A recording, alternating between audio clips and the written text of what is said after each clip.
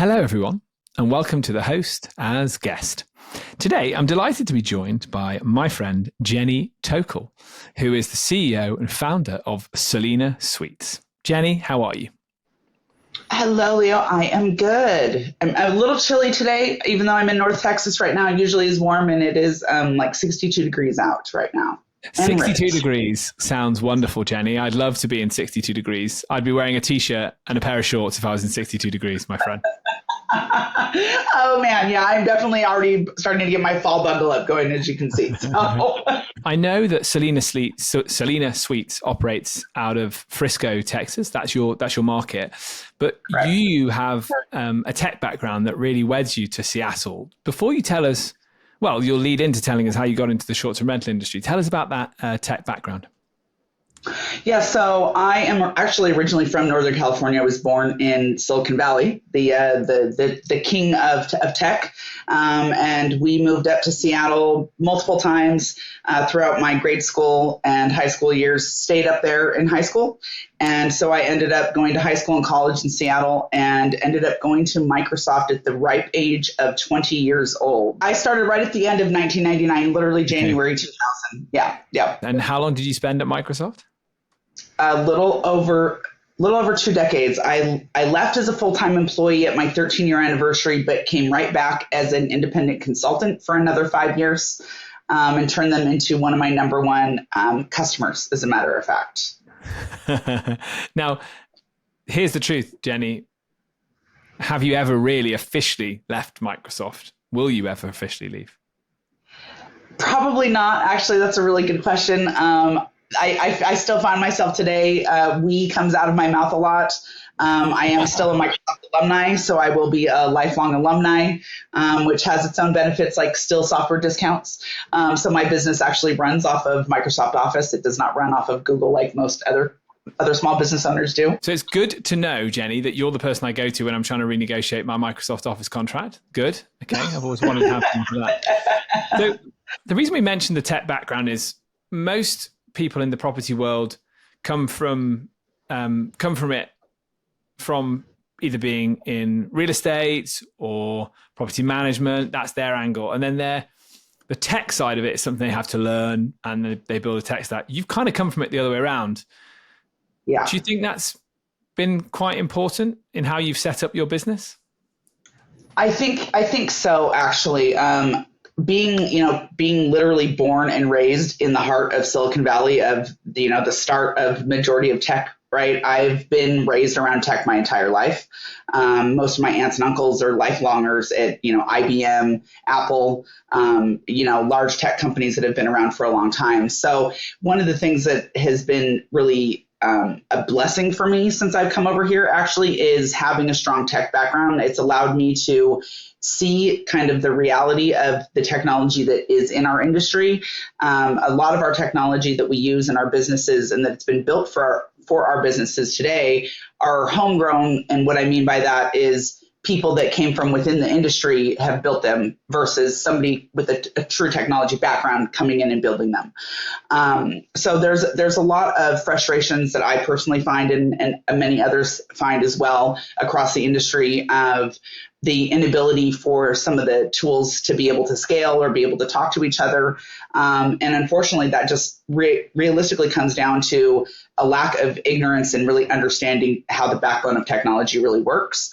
I've had a lot of conversations with different companies about, why don't you allow APIs or accessibility, migrations, integrations into other platforms? And some of them, I've literally heard responses of saying, oh, well, if I give somebody an API, they're going to have access to my entire infrastructure and, things can go so crazy. And I'm like, that's not really a thing. So, I can understand the concern, but if you, take the next step and actually go get educated more in understanding how the interactions that, work, how you build them securely, things of that nature, then that fear could actually be dampened down a lot. But I haven't seen a lot of companies really take too many more steps that way. Tell us why you made the jump into property management and the journey to building Salina Suites. Yeah, so it was sort of an interesting thing that just kind of happened out of frustration, out with one of my best friends that got me into this industry. As a matter of fact, it's the story that I tell in my hospitable host story that I published in volume 3 earlier this year. It was really a girlfriend of mine, really close friends doing very similar work in technical PM type work in technology. We were in San Diego about 6 years ago, out at dinner one night having drinks, and it just seemed to be an ironic moment where both of us at the same time frame were looking at our phones, and both had received text messages and seen messages on social media from friends of ours saying, oh, I'm out of the corporate grind. I'm off to do this thing. Screw the corporate world. I'm out of here. I finally got my thing, and I'm just starting this business. And we're like, man, like this is so, like, it seems like everybody's just this rolling out of corp left and right. And like, when is the thing that speaks to us going to happen? Like, when is it going to come for us? I've been an independent business owner majority of my life. My, family has owned restaurants and different types of businesses, different types of things. And just never anything has really jumped out at me that was just no nonsense. Okay, cool. This makes sense. I want to jump into this. So it was about 7 months or so after that evening that we had together in San Diego, she called me up and she was like, hey, I think I figured out the way. I think I found the thing that's going to speak to us. And I was like, okay, what did you find? And she's like, it's called short-term rentals. It's just like, check it out. I got on with a coach that I invested into. So I went and checked out her coach as well. I invested into the same coach. As it turns out, he seems to be one of the most common coaches that a lot of people in the industry also learned from as well, I found out. So I spent a year invested into getting educated with a one-on-one coach with a full 6-month long program of classes 5 days a week to really learn the industry. And then I decided to jump out and become my own target market after dealing with frustrations of not having right accommodations. I traveled the globe for over 2 decades, domestically and international, and it always seemed like I had to hack my space somewhere, whether it was private accommodation or a hotel. I was always having to hack the space somehow to make it truly comfortable for me to be able to work while I was there. And one of the things that came true to me over the years of traveling is that unless you are a technology traveler or work very closely with technology travelers and understand kind of how we travel and how we travel differently, you can't really accommodate them. People try, but they don't. It's actually a big fail and a frustration of mine that I still run into today when I go and look at private accommodations or hotels. A large amount of them still to this day don't really provide true comfortable working accommodation. With that in mind, just because I'm obviously, my accent gives it away. I'm not from the United States of America. I couldn't blend in if I tried. Why Frisco, Texas? So that actually ended up coming unplanned, as a matter of fact. So when I stepped out of corporate, or was getting ready to plan to step out of corporate, I was in Seattle still. My boyfriend at the time that I was dating, he was originally from Texas and had moved up to Seattle. So we had met up in Seattle. He started having some things go sideways with his business in Houston and in Dallas. And we were traveling down a lot from Seattle. And over about 6 months, we spent about 70% of our time in Texas. And so I was like, you know what, we're burning way too much money between hotels and apartment rent and, being here and not being there. So why don't we just pack it up and stay in Texas for however long we need to be here, get your business righted, right? I was working 100% remote still in technology. So that's what we ended up doing. And after I got here and realized that real estate is, for those of us from the West Coast, that it feels like it's practically free in Texas. I went the same amount of money I can actually open and scale immediately here in Texas over in Seattle. So I kind of did the analysis over the area, kind of looked and discovered that Frisco, Texas is very similar to the Seattle area, in that it's the high end suburb of Dallas, if you will. We're about 30 miles north of Dallas proper. And it is a very similar area to the Redmond, Kirkland area where I come from in Seattle. It's all high end luxury, retailers, high end housing, and then also all of the tech companies and medical companies are primarily out of there. That's where a good majority of them are based, and a lot of open real estate. So I started looking at projects and things, and there's about 500,000 acres of open real estate that is in the process of being built that is 100% commercial and medical, all in an area. So I decided to set my goal to get in each end of Frisco. So I'm in the north and the south end, 5 miles apart off of one tollway, literally right off the tollway off of each end. And so it puts me right in the heart of 100% of my target market now, which is why we are now focused solely in Frisco strategically with our new rebrand going to Salina Suites. Amazing. So logical. How do you, what method do you use to acquire? Do you buy, do you manage, do you arbitrage? So we arbitrage. Yeah, because we do multifamily. I specialize in premier and luxury multifamily properties. Most business travelers like myself, they are not looking for houses when we travel. I'm not looking for a home. I'm looking for, an accommodation. If I'm going to be gone longer than a week, I'm looking for an accommodation that is like home away from home, so that I can keep in my same routine, do my meal prep, things like that, which you can't really do in a hotel without at least a full kitchen, fridge, a refrigerator that holds, more than a 6-pack of beer or pop, a freezer that holds more than, a tiny little pint of ice cream, that doesn't even stay frozen. So, that's typically what we're looking for, and things that make your life easy to use. So, all of our properties offer full amenities, and our luxury properties offer resort style amenities that are really amazing, even with such as like on-site spas for haircuts, massages, things like that. Multiple different, full-fledged gyms that are open 24/7 so that our guests can serve. Our medical travelers sometimes work in the middle of the night. They work the graveyard shift. They don't work during the day. Some of our people, do opposites. So we try to ensure that our accommodations provide pretty much what our guests need at all times.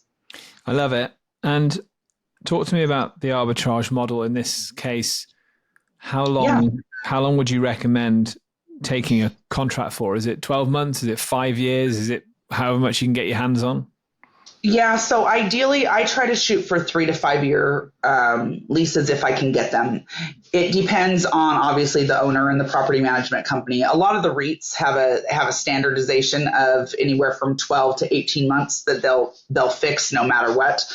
So we ink as long as of a lease as possible. So at my luxury property right now, actually all my properties right now, as a matter of fact, we do have 18-month leases, and we get those. We try to renew them as long as possible. And some private owners that we've dealt with when we first started a few years back, we were able to get 3-year leases out the gate, which were great. They're nice. It's just it's a conversation, and depending on what the current property owner or management company with their current strategy is in their model. So we know who your main target guest is. Is it fair to say that you also have gaps that you use other channels for? Like you probably do, but or are you pretty much able to exclusively just get your corporate traveler into your accommodation?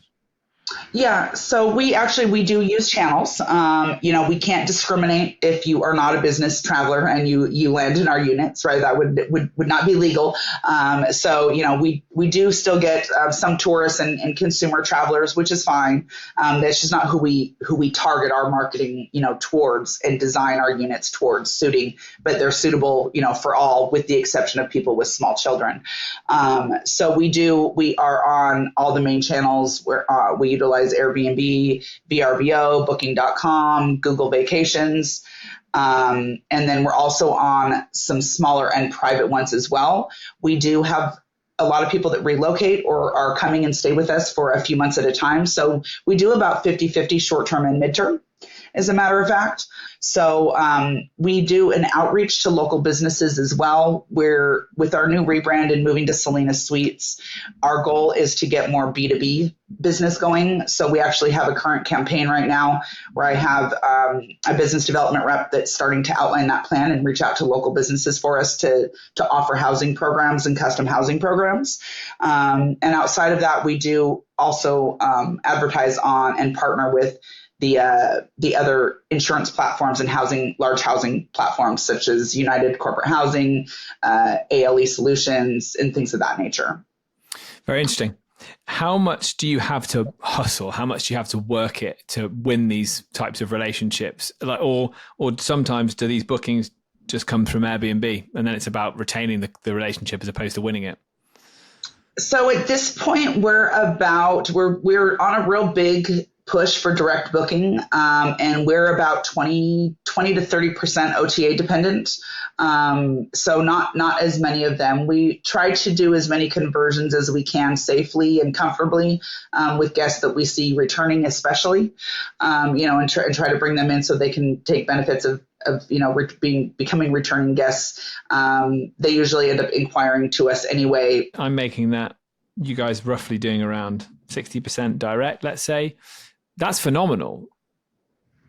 What's the main driver of that? Well, that was a plan that I had from the get. I kind of outlined a strategic business launch for myself, which was that I didn't want to be OTA dependent.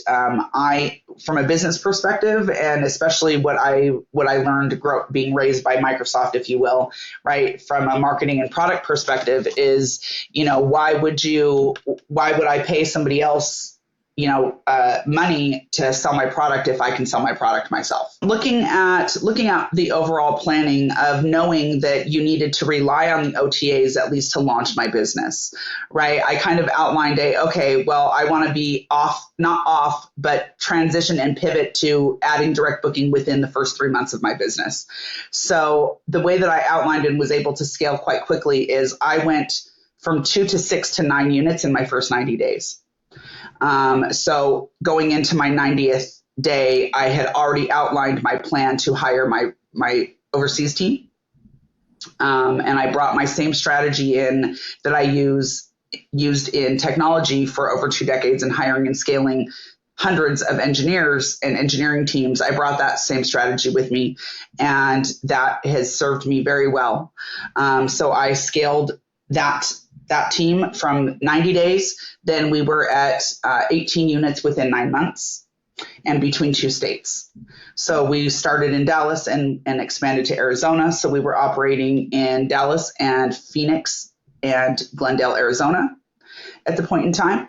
And so that strategy and building the operations team is what really allowed me to scale and then step out quite quickly of my own business.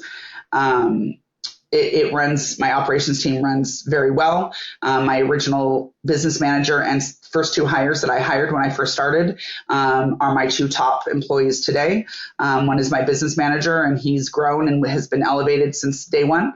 And the other one is our lead. And what she's learned from me in the time that she's been working with me, as a matter of fact, she now purchased and owns her own STR in the Philippines. I assume you have to let go of a lot of stuff, hand over the reins wherever you can. What do you think is important for you to keep control of? Are you still the person that goes out and wins the arbitrage deals? What are you not giving up?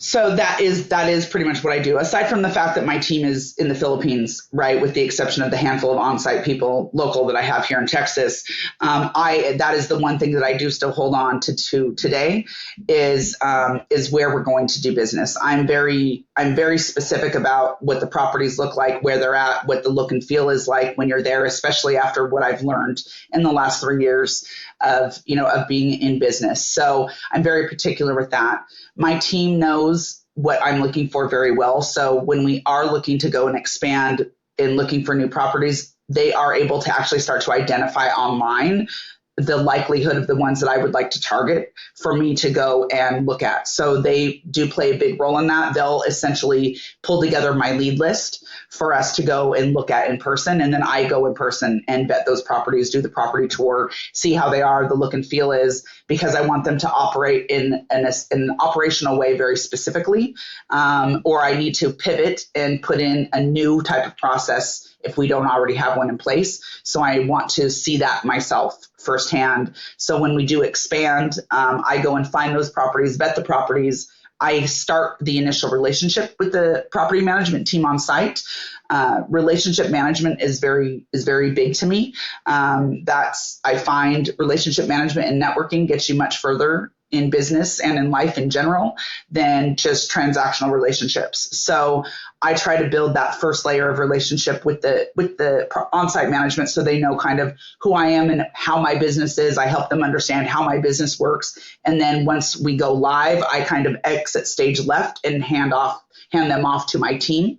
And that's who manages the relationship and everything moving forward. As an industry, in the STR industry, do you think it's harder now to find deals?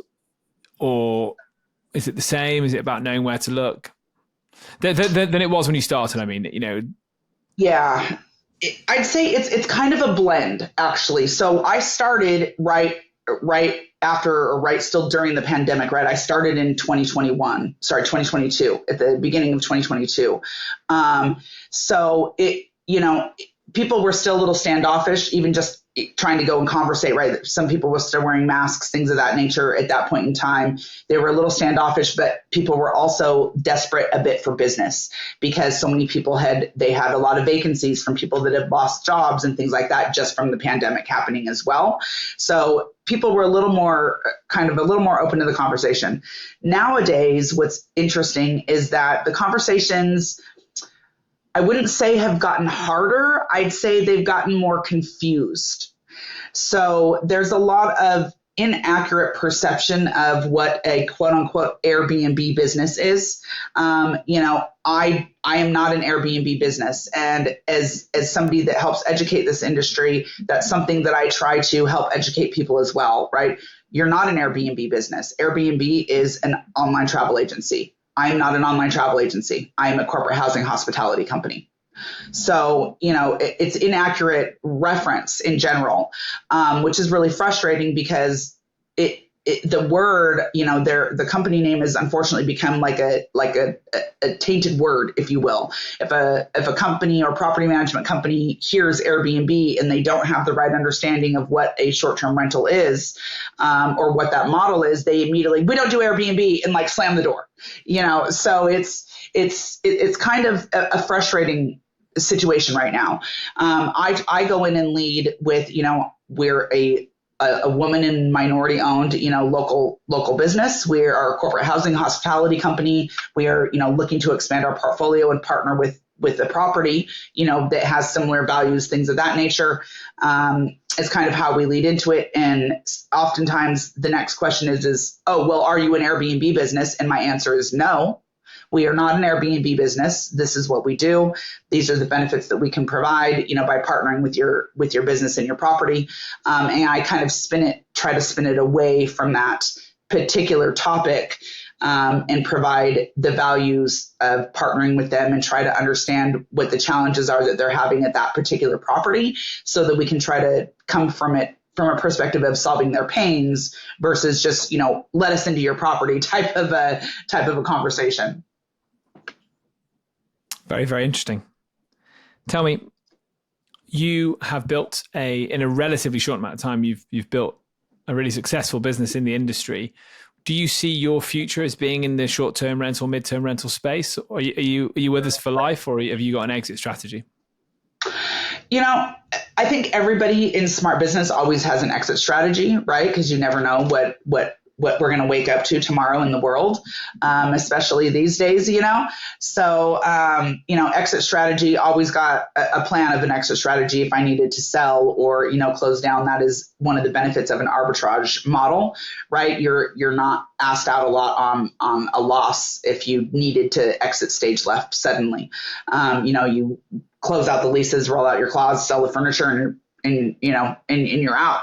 So, that's a nice way that you can pivot quickly. But outside of that, my plan is to, get us back to a point where we're a little over 20 units again, primarily serving where where our clientele is, and to ultimately start a boutique hotel chain. Or not, I won't say chain, line, if you will. Cool. Very cool. Yeah. Very cool. I'm sure along the way you've made mistakes. You will have done in building the business. Any that you wish, anything you would do differently if you went back, or are they all mistakes that have led you to where you are today? So as a coach and an educator, I'm a big fan of mistakes, right? If we don't make mistakes, we can't learn things and apply those learnings and not repeat those mistakes.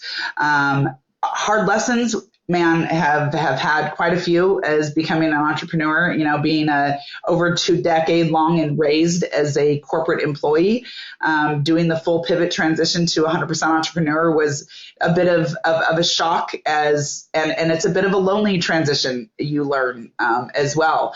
So, one of the things that I will say is, especially in arbitrage, or in general, is don't put all your eggs in one basket, which I'm not a person that tends to do that anyhow. But one of the biggest lessons that I learned and had to pivot quickly was in our year and a half, I had partnered with a property investor. If you're doing arbitrage, and you have somebody that wants to buy multifamily and you're not ready to do that, and you can partner with them, it can be a perfect harmonious relationship because they buy and you give them occupancy. Their property stays valuable. You get what you need. It's a win-win. I thought I had found a great investor to do that with. And unfortunately, what ended up happening is it allowed us to scale quickly. And then I lost 98% of my business and portfolio in less than 45 days. So he up and sold all of our properties pretty much overnight and gave us a 45-day notice to vacate and dissolved our leases. Wow. So that was a very hard and harsh and very expensive immediate loss and pivot. I went from 22 units down to 2 in less than 60 days. It was a very, very large financial loss, and a very hard learning. But, less than 90 days later, I turned around and pivoted my business. I drained my personal life savings and got us back to 10 units within less than 6 months. Wow. Big hard learning there, right? Yes. Was there a moment in that you thought about quitting? Well, considering that I was in Phoenix, Arizona, there was a lot of moments that I considering Thelma and Louising off the desert, walls a few times. It's a loss like that hits a lot harder when it's your own personal hardworking finances than, an investor or a loan that, gave you the cash for that. When it's, that your backup bank that you've been building for 2 decades and now that has gone poof and you realize that you have no backup plan left now, it hits a lot harder. So I actually drove over to San Diego to my friend that got me into the industry, and spent a month with her over there, doing yoga, doing some wellness, doing some, letting her kind of beat the crap out of me and get me get me back to my normalcy. So I thank Angela for that a ton. And I came back to Texas July 1st, and this happened in April. So I lost my portfolio in April, spent May in San Diego, came back to Texas in June and had units July 1 and started my relaunch all over again, in a short time. So it was very hard. I, wallowed in my loss and my lows for 3 to 4 weeks and then, pulled my big girl panties up and got right back to it. Love it. I mean, I don't love that happened, but I love that you got back on the horse, right? That you jumped back on the horse, and it's amazing. Yeah. That was kind of the reality moment where I learned and said to myself, no, Jenny, you are born to be an entrepreneur. So just get your shit picked up and get right back to it. How now do you blow off steam at the end of the day? How do you get away from it? Well, now I just skim Slack and see what my team's been having to deal with at the end of the day, which is really great. Fantastic. Jenny, thank you so much for your time. Thank you. It was great to do this. And I'm excited because we get to do this again in person in April. Yes. Yes, we do. So here we go. All right. Thank you, Jenny. Until next time.